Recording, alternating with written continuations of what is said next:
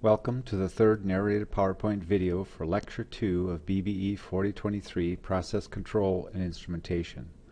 The main topics are measurement uncertainty and measurement error. Uncertainty is an important instrumentation term. Uncertainty can be used to describe both measurement uncertainty and the uncertainty of calculated results. This presentation introduces you to the concept of measurement uncertainty. Calculated uncertainty or uncertainty analysis will be covered in a future video.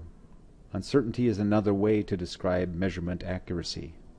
Uncertainty is reported as a plus-minus value, which has the same units as the instrument or measurement device. For the example shown, the temperature is measured with an uncertainty of 0.2 degrees Celsius. In the previous section, when I talked about accuracy, I said that it is commonly given by instrumentation suppliers as a percent of the full-scale output of the instrument. We convert that percent full-scale value to an uncertainty by multiplying the percent accuracy by the instrument full-scale output. I prefer using uncertainty values to indicate measurement accuracy rather than the percent accuracy values because I find them to be clearer. As shown here, if a measuring device can measure distances up to 55 millimeters long, and the accuracy is given to be 0.4% of the full-scale value, the uncertainty is plus or minus 0.2 millimeters.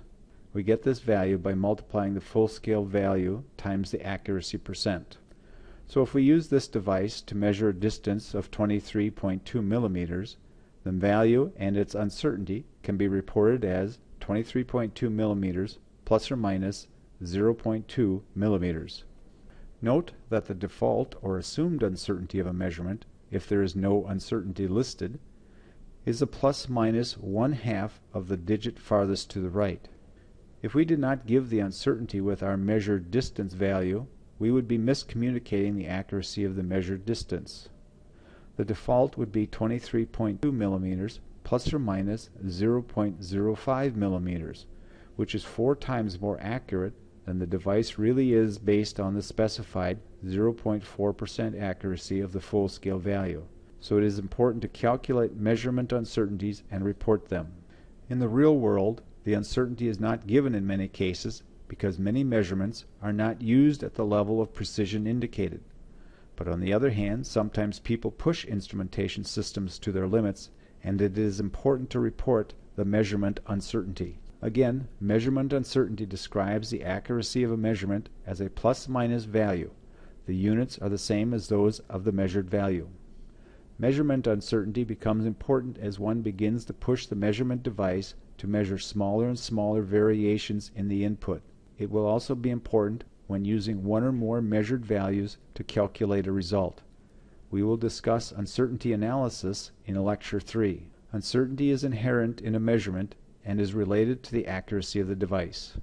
It is common with automated data acquisition systems and when calibrating devices to take and record repeated observations at a single given input condition. The graph shown illustrates data from repeated observations at 5 positions. At each position, 1 through 5 on the horizontal axis, 6 observations were recorded and plotted. If you have a precise instrument, it is common to obtain data as shown where the instrumentation output varies even if the input does not seem to vary. The repeated observations shown do not vary over a very wide range, but occasionally there can be spikes in the data, so using means is better than using a single observation. Repeated observations like these can be analyzed to determine if it is likely that one of the observations is a potentially bad data value due to an unknown reason. Application of Chauvenet's criterion to the data shown did not find any values to be discarded. Chauvenet's criterion will be discussed in the next video. The variation in repeated observations represents measurement error. Measurement error is defined as the difference between a measured value and the true or actual value. Hopefully this difference is very small. In reality, we do not know the actual value. If the measured value is greater than the actual value, you have a positive error. If the measured value is less than the actual error, you have a negative error. So you can have both positive and negative measurement errors. It is important to recognize that all measurements have some error. Remember the repeated observations graph. This is not a problem if the errors are small and we have a good way of dealing with the errors. That is what we're going to discuss next, dealing with different types of measurement errors. Errors are commonly broken down into three categories: systematic errors, random errors, and gross errors or accidents. We will discuss the three types or categories of errors and what to do to avoid and handle them appropriately. Systematic errors. They occur repeatedly. You or the device you are using make the same error each time you take a reading. Fishermen sometimes use trick tape measures that indicate that the fish they caught is bigger than it actually is. So no matter how many times you measure the fish, the length measured will be wrong.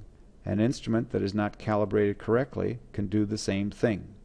Systematic errors can have constant magnitude or systematically vary as conditions change.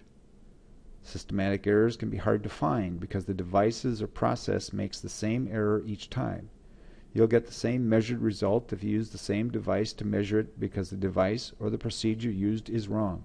The readings can be wrong due to faulty instrument, observer procedure, or lack of calibration. Environmental effects on instrumentation can produce systematic errors if the instrument has dual sensitivity to environmental characteristics. Many instruments and their readings are impacted by changing ambient temperatures. In some cases, it is important to adjust results for temperature and other environmental effects. You can minimize systematic errors by proper calibration. Calibrate your device and procedure against a device with known precision and accuracy. Calibrate the device for the environmental conditions the device will be experiencing. Check the calibration on a regular basis. Take careful measurements over the calibrated range and follow standard operating procedures. Avoid incorrect practices that cause errors. Another error category is random errors. These are characterized by being small in magnitude. Usually, we do not know the cause of these. Random errors are usually assumed to be normally distributed, having a bell-shaped normal distribution. Random errors have positive and negative values. The magnitude is variable, but generally small. Random errors are best dealt with using a statistical method, Chauvenet's criterion, which I will cover in the next video.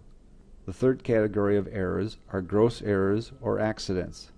These happen when somebody misreads the output, misadjusts the device, does not follow standard operating procedures, has an accident, drops something, or you might have power failures or power surges. These gross errors and accidents are handled by observing and noting the problem, such as a power outage or surge, using blanks and calibration.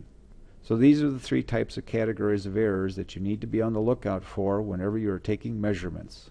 The problem is, what do you do when you have errors in your measurements? And remember, all measurements have some error associated with them. Two big concerns are that you might include bad data in your results and your analysis, and the bad data may impact your interpretation of the results or your process control. The other concern is that you might exclude good data or true values that may be unexpected or look funny to you, but really are good values. Excluding good data, even though it is unexpected, will impact your interpretation of the results too. So what are you going to recommend doing? Here are listed three options. Maybe you can think of more. What are some of the consequences of using each option? What would you recommend doing? Let me leave you with those questions, and we'll pick it up there next time. This brings me to the end of this video. Write down any questions you have about measurement uncertainty and the types of measurement errors and bring them up in class.